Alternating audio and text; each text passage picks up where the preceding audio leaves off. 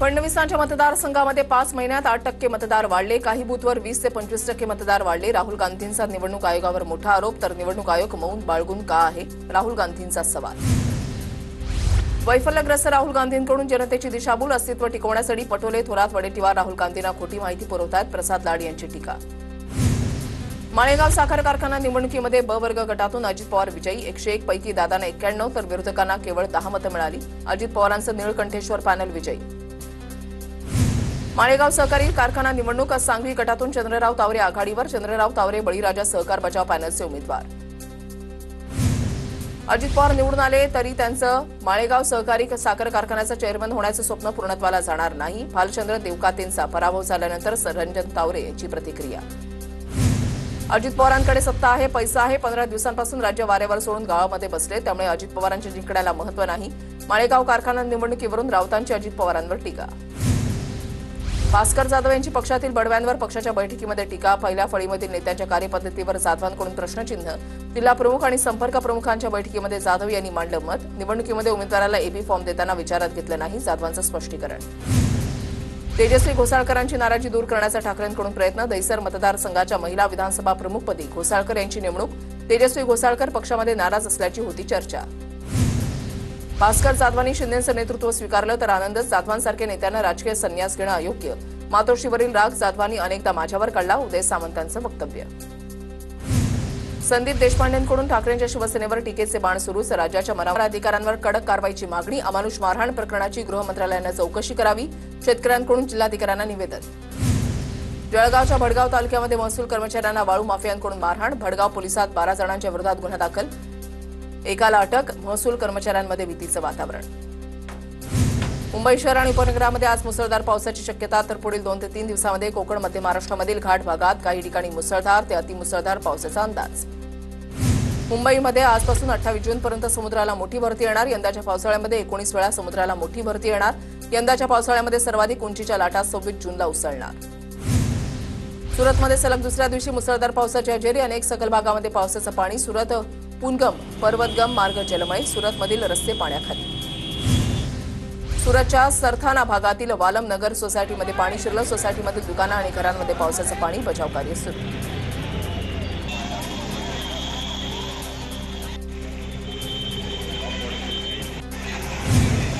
रत्नागिरी जिल्ह्याला आज पावसाचा ऑरेंज अलर्ट. सकाळपासून जिल्ह्यामध्ये सरींवर सरी. सर्वच नद्या सध्या दुथडी भरून. गेल्या 24 तासामध्ये जिल्ह्यात 53 मिलीमीटर पाऊस.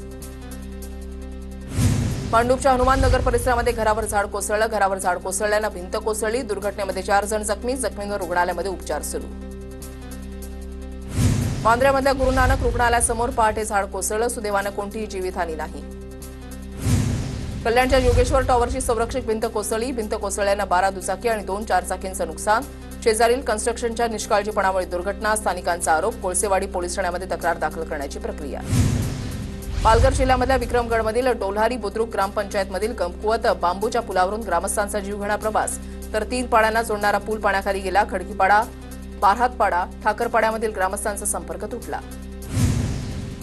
रायगड जिल्ह्यामध्ये देवकुंड, सिक्रेट पॉइंट आणि ताम्हिणी घाटामधील धबधबे प्रवाहित. भीमा नदीच्या खोऱ्यामधील लोकप्रिय पर्यटन स्थळांभोवती 1 किलोमीटरपर्यंत परिसरात पर्यटकांना 3 सप्टेंबरपर्यंत प्रवेशबंदी.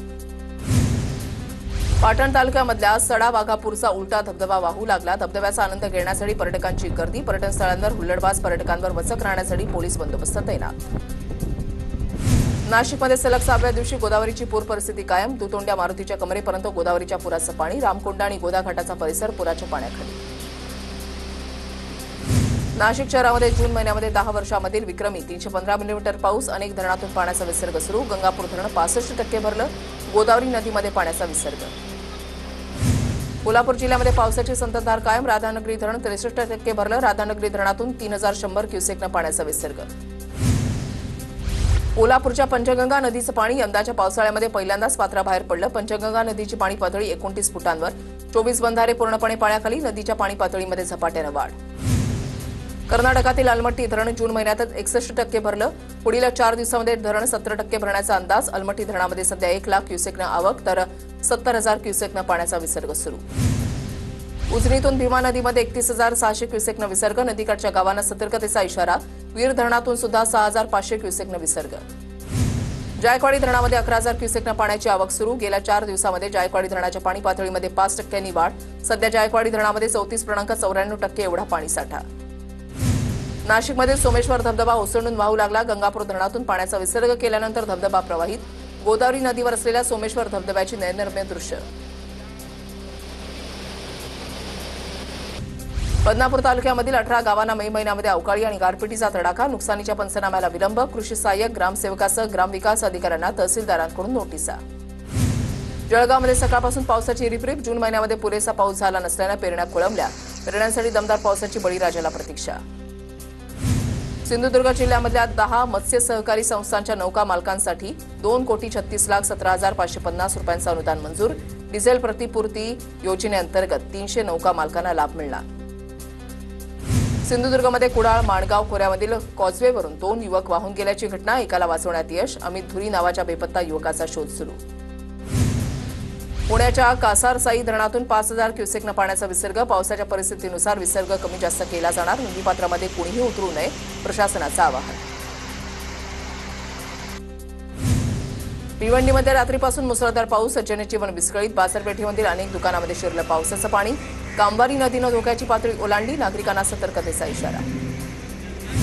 पालघरमधील मासवणच्या सूर्या नदीमध्ये बंद पडलेली हाऊसबोट लंगर तुटल्यानं अडकली. हाऊसबोट खासगी मालकाची असल्याची माहिती. मुंबई गोवा महामार्गावरील सर्व्हिस रोडवर मधोमध झाड असल्यानं अपघाताची शक्यता. सुरक्षेच्या दृष्टीनं कोणतेही बॅरिकेड अथवा कठडा नाही.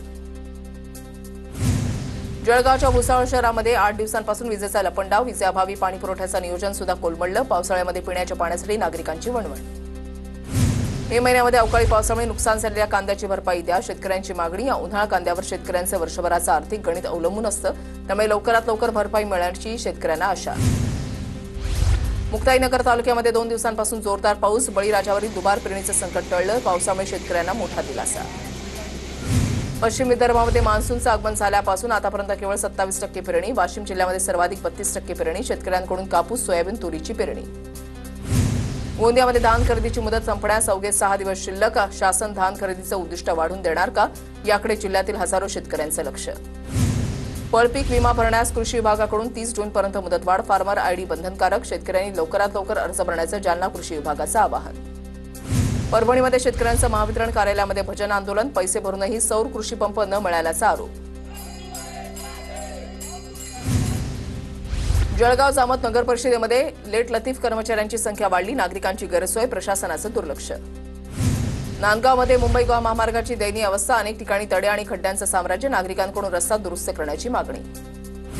रत्नागिरी जिल्ह्यामध्ये जून महिन्यामध्ये आतापर्यंत 723 मिलीमीटर पावसाची नोंद. समाधानकारक पावसामुळे शेतीच्या कामांना वेग. बळीराजा भात शेतीच्या कामांमध्ये व्यस्त. परळी तालुक्यामध्ये 30% पेरण्या पूर्ण. मात्र 15 दिवसांपासून पाऊस नसल्यामुळे खरीपाची पिकं धोक्यात. दुबार पेरणीचं संकट. अनेक शेतकऱ्यांकडून सोयाबीनची लागवड. जालन्यामधील बदनापूर तालुक्यामध्ये पावसाची विश्रांती. खरीप हंगामातील कपाशीच्या आंतरमशागतीला वेग. मात्र पावसानं दांडी मारल्यामुळे उर्वरित पेरण्या खोळंबल्या. ठाण्यामधल्या मानपाडा ते माजिवडा मार्गावर गाडी बंद पडल्यामुळे वाहतूक कोंडी. वाहतूक विभागाकडून बंद गाडीला बाजूला करण्याचं काम सुरू. वाहतूक धीम्या गतीनं सुरू.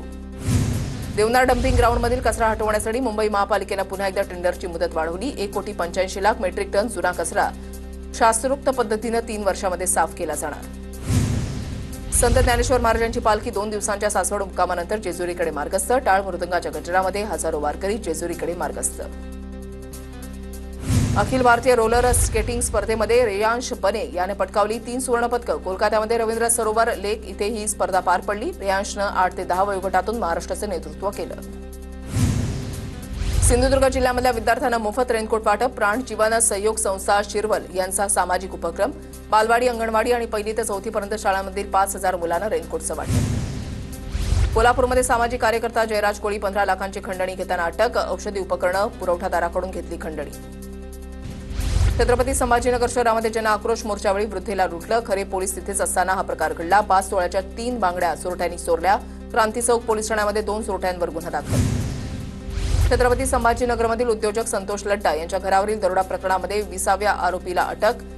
दरोड्यातील सोनं विक्रीसाठी दिलेल्या गंगणेच्या आणखी एका मित्राला अटक. अकोला जिल्ह्यामध्ये मुंबई ते नागपूर लोहमार्गावर रुळाच्या चाव्या उसकटून निघाल्या. अनेक ठिकाणी रेल्वे रुळांना जोडणारे सिमेंट पट्टे तुटले. लक्ष न दिल्यास मोठ्या अपघाताचा धोका.